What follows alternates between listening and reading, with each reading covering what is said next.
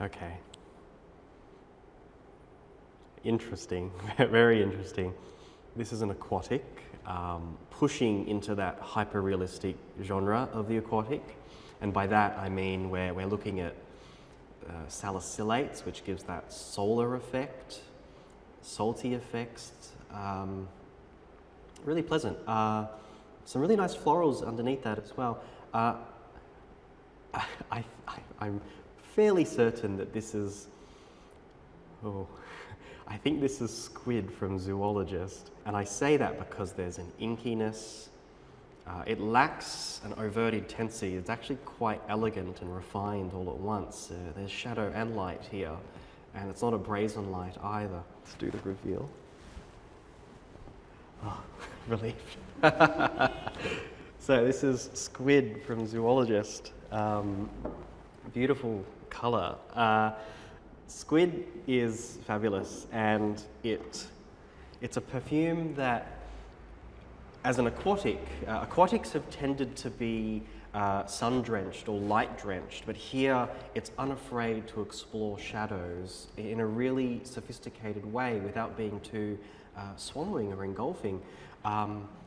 It's fine, and it's shaded in notes like incense, inky notes, spice notes. It's really, really profound.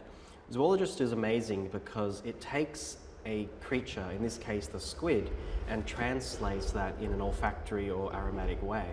What you find in squid are resinous notes at the base, and these seem to almost bubble up. So the water here is bubbling. It's warm and it's cool. It's all at once. It's many fantastic contrasts. So Zoologist is a brand that translates an idea of an animal into a scent, and it doesn't have to be a literal representation. It can be an idea, it can be an aspect, and here it's a sort of burst of squid ink. The idea of the sort of the unctuous material floating in salt water, sort of dispersing all around. Really incredible work. There is a literal aspect here as well, which I find quite appealing, but really significant and interesting perfumery. I'm going to appeal to something fictional. I want to think of something like Jules Verne's big Nautilus ship. So something a little bit mysterious, something exotic. This is a fantasy of a shipwreck or a ship going through a very much a raging sea. So despite it being an aquatic, it's not a swashbuckler. This is definitely a bit more elegant than that. We're looking at dark colours. Midnight blue comes to mind, but more of a shirt as opposed to a tuxedo. So it's a little bit casual, but it has a collar.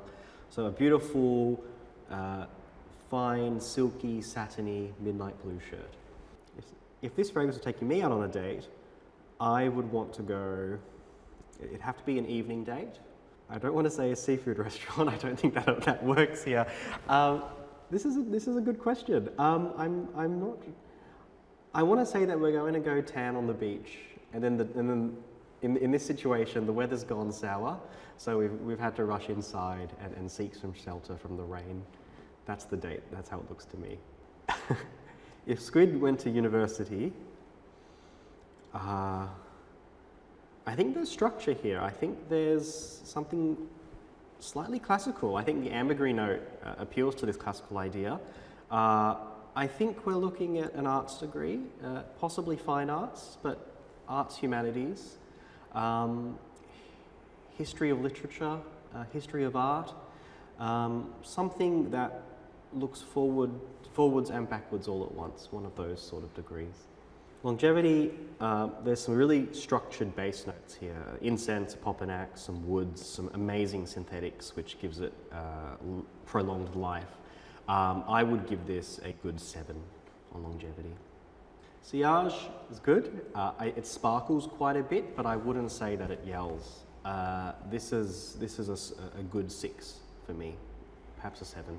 Value for money. You're not going to get a more evocative, narrative-focused fragrance than Zoologist fragrances. And I think there's immense value in that. We pay for experiences.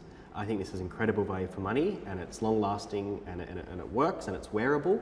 So this is a good 7 as well. Gender. There is great appeal to some very classical masculine tropes in this.